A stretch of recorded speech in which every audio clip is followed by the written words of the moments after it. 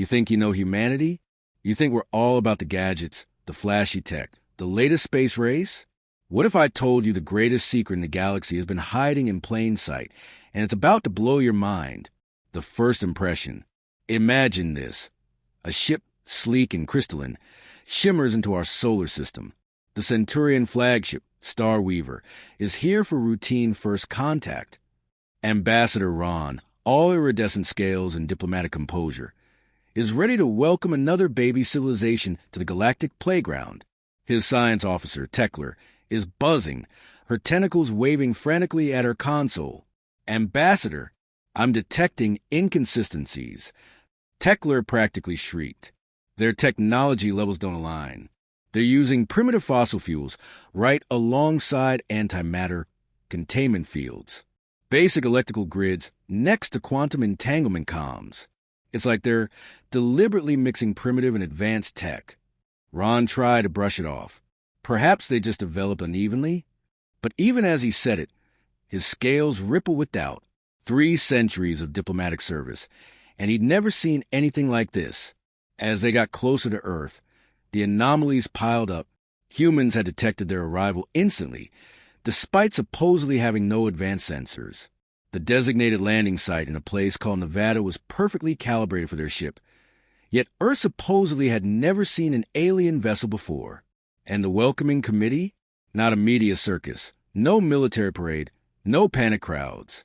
Just 3 humans, 2 women, 1 man, waiting calmly in the scorching desert heat. I don't like this, Tekler muttered.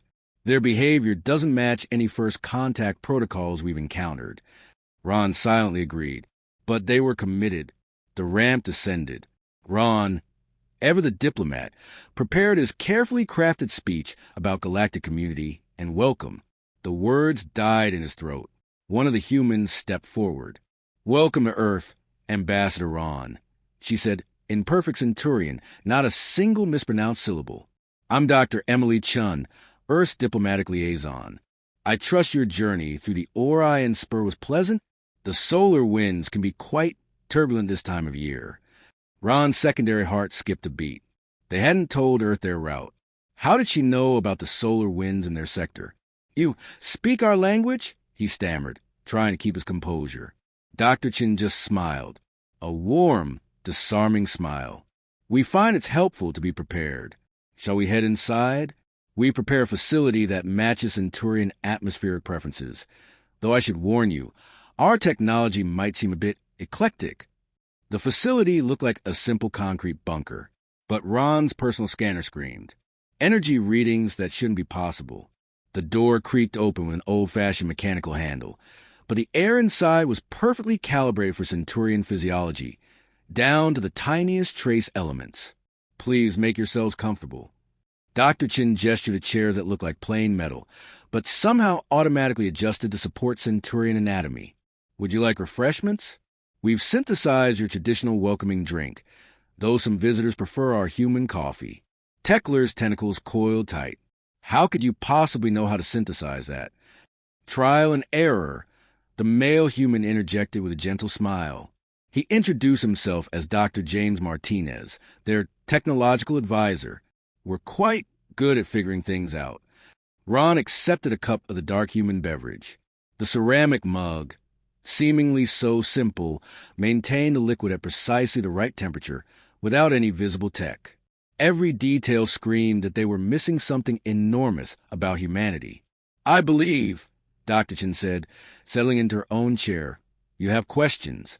Let's start with the one you haven't asked yet.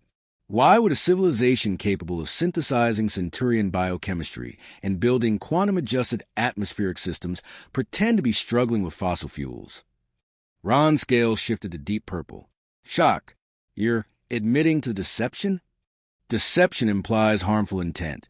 The 3rd human spoke for the first time. She introduced herself as General Sarah Williams.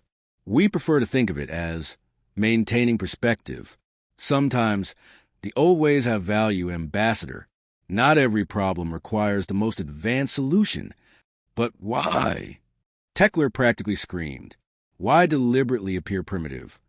Dr. Chen's smile softened, taking on a hint of sadness. Because true wisdom isn't about having the most advanced technology. It's about knowing when and how to use it. Humanity learned that lesson a long, long time ago. Perhaps it's time we helped others learn it too. As if on cue, alarms began to blare throughout the facility. General Williams checked a device that looked like a simple wristwatch, but displayed a holographic readout that surpassed anything in the Centurion fleet. Right on schedule, she said grimly. Ambassador, it seems the universe has decided to show rather than tell. We're detecting multiple ships dropping out of hyperspace. Raiders from the Xan Expanse. They've been targeting developing worlds, and they believe Earth is defenseless. Dr. Chen stood, her pleasant diplomatic demeanor vanishing, replaced by something ancient and powerful. Would you like to see what humanity is really capable of, Ambassador? We've been protecting younger civilizations from threats like this for longer than your people have been traveling the stars. Ron watched in stunned silence as the simple concrete walls around him shimmered, then dissolved, revealing a command center that made his flagship's bridge look like a child's toy. The truth about humanity was about to become very clear, and he suspected the galaxy would never be the same. The true power. The Xan Raiders never knew what hit them. Their ships, bristling with weapons that could level cities, simply stopped. No explosions, no dramatic battles. They just froze in space, as if caught in invisible amber. Localized space-time manipulation field, Dr. Martinez explained casually to the stunned Centurion delegation. Much cleaner than weapons. Less paperwork, too. Ambassador Ron watched as the Raider ships were gently guided into a holding pattern around Earth's moon. His scales had shifted to pure white, a sign of complete astonishment in his species. You possess technology that can control space-time itself, yet your cities still burn fossil fuels? Among other things, General Williams replied, her fingers dancing over what looked like an ancient mechanical keyboard, but somehow controlled the most advanced systems Ron had ever seen. The Raiders are secure, Dr. Chen. Shall we move to Phase 2? Dr. Chen nodded, turning to their visitors. Ambassador, we've been concealing ourselves for millennia, guiding younger civilizations from the shadows. But something is coming, something that requires us to be more direct in our approach. Before Ron could respond, a new alert flashed across the command center screens. Light years away, at the edge of Centurion space, an archaeological team had just made a discovery that would shatter the galaxy's understanding of history. The team's leader, Dr. Vexa, stared at her findings in disbelief. The artifacts she'd uncovered weren't just predating known civilization. They were human in origin. Her hands trembled as she activated her quantum communicator. Central Authority, she reported, her voice laced with awe. I found evidence that humans were among the stars when my people were still learning to make fire. The command center in Nevada displayed her transmission in real time. Dr. Chen smiled softly. Right on schedule, Ambassador. Would you like to know why we've maintained our technological masquerade for so long? She gestured, and the facility's walls became transparent, revealing vast underground complexes stretching for miles in every direction. Ancient ships, temporal observatories, and technologies that defied description stood alongside simple steam engines and internal combustion motors. Humanity reached the stars millions of years ago, Dr. Martinez explained. We built empires, fought wars that made stars go dark, wielded power that no species should possess. And then we realized something that nearly destroyed us. Technology without wisdom is a path to extinction.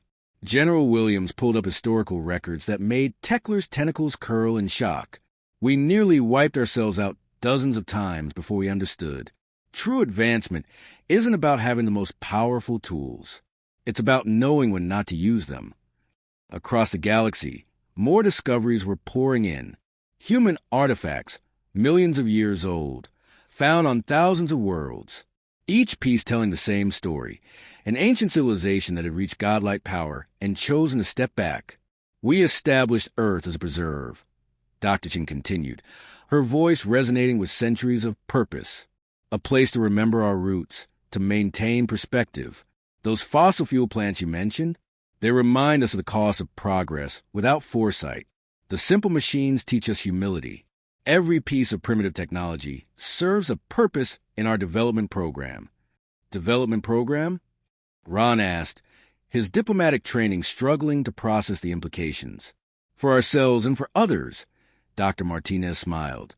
We've been guiding younger species, helping them avoid our mistakes. Those raiders we just stopped?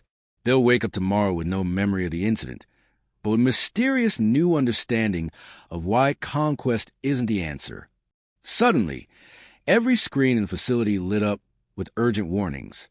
Dr. Chen's expression turned grave. And now you understand why we're revealing ourselves. Something is awakening out there. Something we fought eons ago. Something that requires us to stop hiding and start preparing the galaxy's younger races for what's coming. The images on the screen showed a darkness spreading between the stars, a void that consumed light itself. General Williams' ancient-looking wristwatch projected a countdown that made the humans' expressions turn grim. Ambassador, Dr. Chen said softly, your people call yourselves a Centurion Alliance, masters of known space. But there are regions of space that aren't known. Threats that we've been holding back since before your ancestors discovered fire. It's time for humanity to step out of the shadows, not as conquerors, but as teachers. And if we refuse your guidance? Tekler asked, her scientific skepticism warring with the evidence before her. Dr. Martinez chuckled. My dear, you've been accepting our guidance for centuries.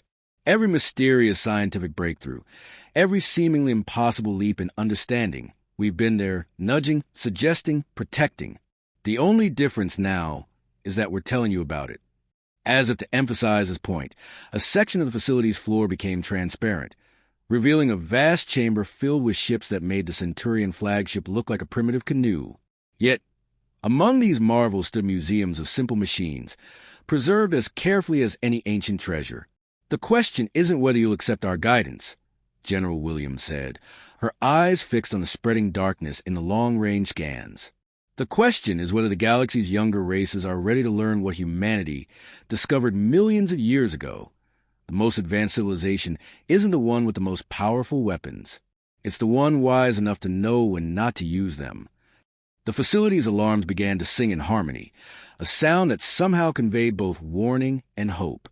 Humanity's masquerade was ending, and the true history of the galaxy was about to be rewritten. The Wall of Time, deep within Earth's Mariana Trench, in a facility that bent light around itself, Commander Maya Patil gazed at the Wall of Time. Thousands of holographic displays showed pivotal moments across the galaxy, civilizations taking their first steps into space, species on the brink of self-destruction, and countless moments where humanity's hidden hand had gently nudged the cosmos toward wisdom rather than catastrophe. Status report, she commanded, her simple cotton uniform belying her authority over technology that could reshape reality. The Centurion delegation is processing the revelation well. Her AI companion, Delta, responded, its avatar manifesting as a simple blue light. Another example of humanity's deliberate technological restraint. Dr. Chun is preparing to show them the archives. Maya nodded, watching as another screen showed Dr. Vex's archaeological team uncovering more human artifacts. The young alien scientist discoveries were no accident. Humanity had been carefully orchestrating this revelation for centuries. They're ready for Phase 3, Maya decided. Initialize the Awakening Protocol. Across the galaxy, seemingly dormant human technology began to stir. Not weapons or warships, but something far more powerful. Knowledge, carefully preserved and protected until the younger races were ready to understand it. Back in Nevada, Ambassador Ron and Tekler followed Dr. Chun through a doorway that shouldn't have been possible. A simple wooden door that somehow connected Nevada to the heart of Mount Everest. This is the first archive, Dr. Chen explained as they entered a vast chamber carved into the mountain's core. We maintain similar facilities across Earth and throughout the galaxy, each preserving different aspects of our history and knowledge. The chamber was a study in contradictions. Quantum computers operated alongside abacuses. Digital displays shared space with paper books. And at the center, a simple wooden table held what appeared to be an ordinary cup of water. Your first test, Dr. Martinez said, gesturing to the cup. Tell us what you see. Tekler waved her analytical tentacles, over the cup. It's just water. No, wait. Her instruments were reporting impossible readings. This water is perfect, molecularly perfect. Every atom aligned with mathematical precision that shouldn't be possible. The simplest things are often the most profound, General Williams remarked. This cup demonstrates why humanity chose to step back from godlike power. We learned to create perfect water, yes. But in doing so, we almost forgot the beauty of a raindrop. The chamber's walls shifted, revealing humanity's true history. They watched as human civilization rose and fell multiple times, each cycle reaching further into the cosmos, wielding greater power, until finally achieving something beyond mere technological supremacy: wisdom. We were like children with fusion bombs, Dr. Martinez explained. We could split atoms before we truly understood why we shouldn't. We could reshape planets before we learned to cherish them as they were. Each time we fell, we rose again until we finally understood the responsibility that comes with power. Suddenly, alarms echoed through the facility, but these were different from the earlier warnings. These sounds carried an ancient weight that made even humans pause. The Void Heralds, General Williams announced grimly. Their awakening is faster than we predicted. The chamber's displays shifted to show the spreading darkness between the stars, but now Ron and Tekler could see what they hadn't before: patterns in the void, purpose in the darkness. This wasn't just some natural phenomenon. It was a return of something that humanity had fought eons ago. Before we reveal more, Dr. Chen said, her voice carrying the weight of millions of years of human experience, you need to understand what we've been protecting you from. The Void Heralds aren't just an enemy. They're a test that every spacefaring civilization must face. They embody the temptation to use power without wisdom, to take without understanding the cost of taking. We fought them, General Williams continued, back when we were like them, drunk on our own power, certain of our superiority. The war reshaped galaxies. And in the end, we learned that victory wasn't about having the strongest weapons. Dr. Martinez approached the cup of perfect water and added a single drop of ordinary rain. The perfect molecular alignment shattered, creating something new, something natural and imperfect and beautiful. Sometimes, he said softly, the most advanced solution is knowing when to embrace imperfection. The Void Heralds cannot comprehend this. They seek perfection through power, order through dominance. They're what humanity might have become if we hadn't learned to step back. The facility hummed with energy as more of humanity's hidden technology awakened. Not to fight, but to prepare, to teach, to guide, to help the galaxy's younger races understand what had taken humanity millions of years to learn. Your people aren't ready to wield our highest technologies, Dr. Chin told the Centurion delegates. But you're ready to begin understanding why we chose not to wield them ourselves. The question is, are you prepared to learn? As if an answer, the darkness between the stars pulsed, and across the galaxy, younger civilizations looked up at their skies in fear and wonder. Humanity's time in the shadows was ending, not with show of force, but with an offer of guidance. The true test was about to begin, the ultimate lesson. In Earth's orbital ring, carefully hidden behind holographic clouds, Sarah Chun watched the galaxy prepare for war, not with weapons. Humanity had learned better, but with understanding. The Centurion delegation had spread the word, and now representatives from 1,000 species were arriving, each discovering that Earth's primitive space stations were gateways to technologies beyond their comprehension. They're adapting well, Ambassador Ron noted, his scales now a thoughtful shade of blue-green after 3 weeks of revelations. He'd become an eager student of humanity's philosophy, though some still demand access to your advanced weapons. Of course they do, Sarah smiled, watching a holographic display showing civilizations across the galaxy discovering carefully planted human artifacts. We did too, once. The hardest lesson we learned was that the most powerful weapon isn't a weapon at all. The station's observation deck shifted, its seemingly glass windows becoming a vast display of the approaching Void Heralds. The darkness between stars had purpose now, moving with terrible intelligence. They're not just an enemy, Sarah explained, gesturing to patterns that only humanity's ancient understanding could perceive. They're a reflection of what happens when a civilization gains power without wisdom. We know we nearly became them. Deep in the Horsehead Nebula, Dr. Vexa made another discovery. This time, she wasn't alone. Human archaeologists worked alongside her team, revealing layers of history that had been hidden in plain sight. "This is impossible," she whispered, examining a device that appeared to be both ancient and brand new. The quantum dating shows it's millions of years old, but it's still functioning perfectly. "Because it was designed to," explained Dr. James Martinez, who had quietly appeared beside her. "Some technology doesn't need to be flashy or powerful. Sometimes the most advanced solution is the one that endures." The device activated, projecting a history that made Vexa's species' proudest achievements seem like a child's first steps. But it wasn't a history of conquest or technological superiority. It was a record of humanity's failures, their lessons, their growth. Back on Earth, in a classroom that defied normal space-time, General Williams addressed representatives from across the galaxy. The room appeared to be a simple lecture hall, but each attendee experienced it in their own atmospheric conditions, their own gravity, their own way of perceiving reality. "The Void Heralds aren't coming to destroy you," she explained.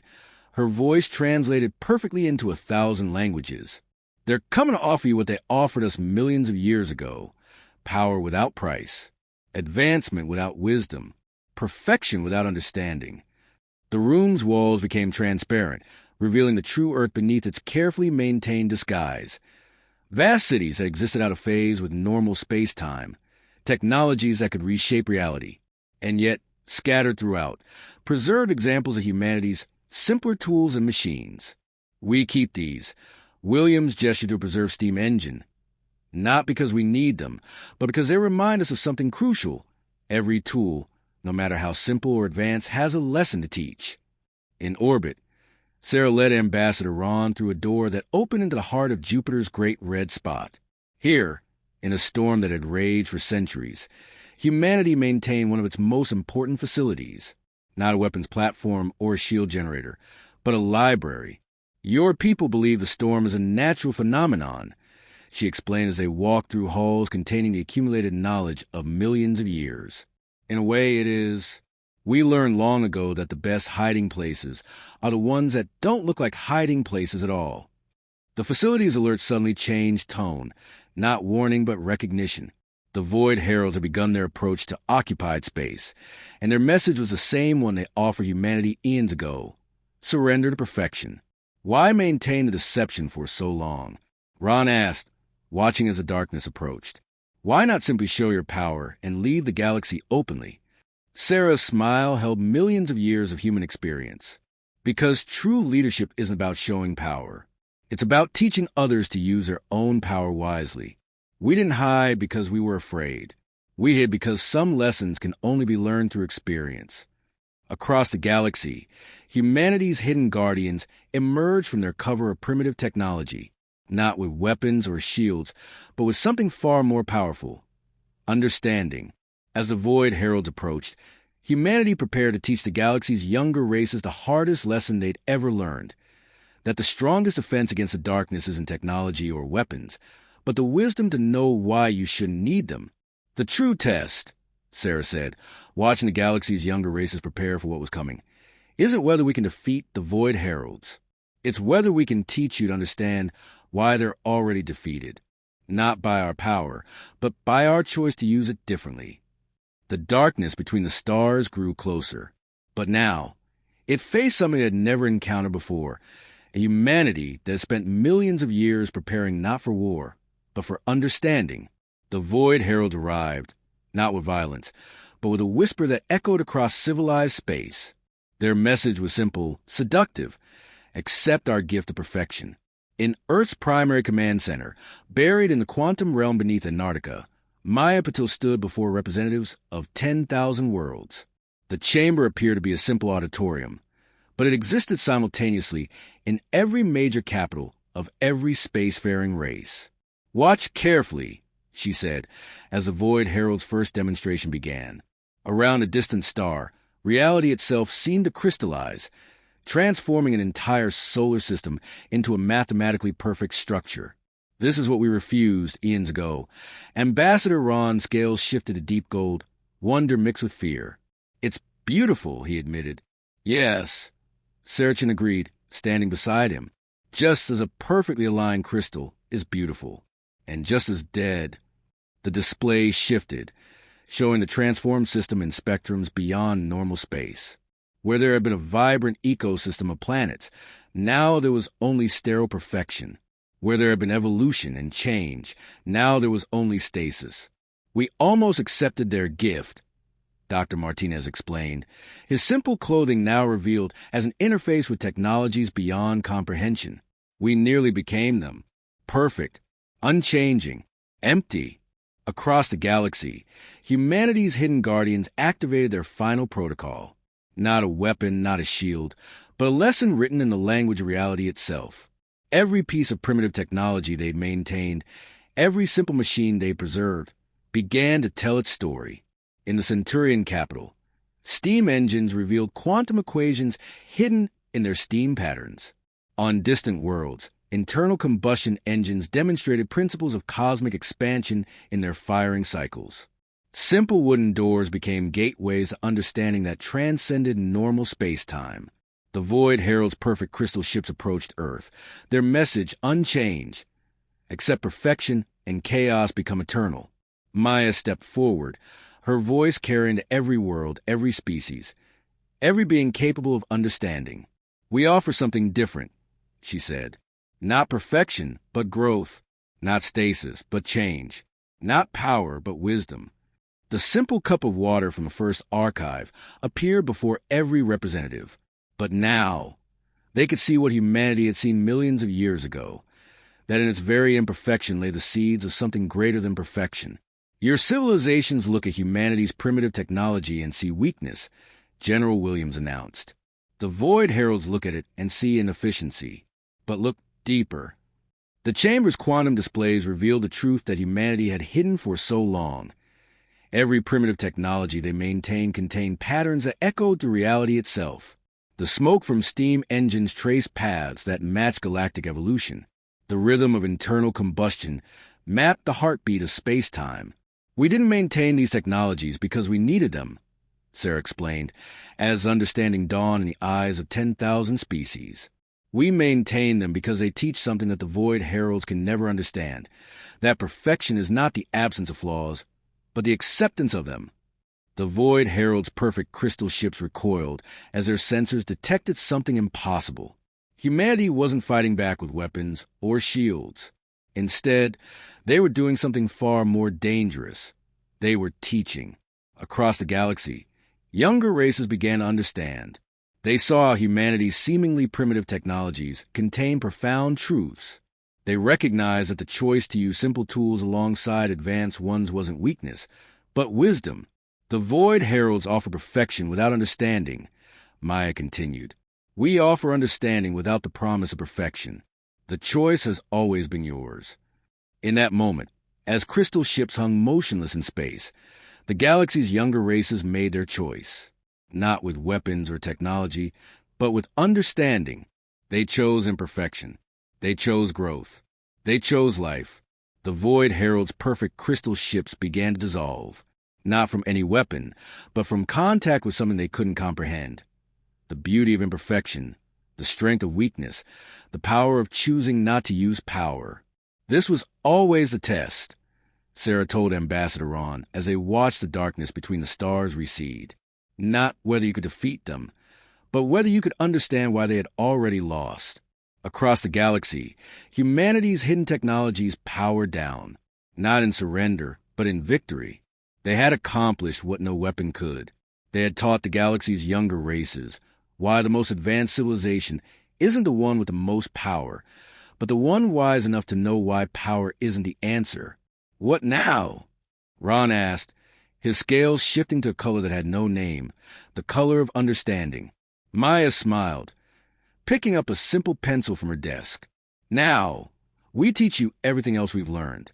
Not because we're superior, but because every teacher was once a student, and every student becomes a teacher. The darkness between the stars had lifted, and in its place was something greater than perfection, the endless possibility of growth, change, and wisdom.